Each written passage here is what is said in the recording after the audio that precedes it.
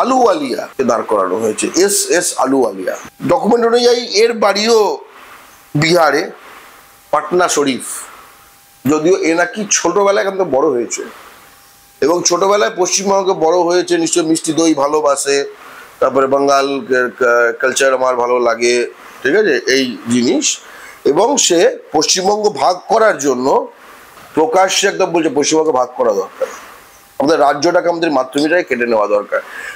মানে একজন শত্রুঘ্ন সিনহা বহিরাগত, আরেকদিকে যাকে দেওয়া হয়েছিল সেটা হচ্ছে একজন হচ্ছে ভোজপুরি নারী বিদ্বেষী পর্নস্টার বিজেপির পক্ষ থেকে, আরেকজন হলো যে পশ্চিমবঙ্গকে ভাগ করতে চায় এরকম একজন ক্যান্ডিডেট, তাকে দাঁড় করিয়েছে এরকম একজনকে, আলুওয়ালিয়া।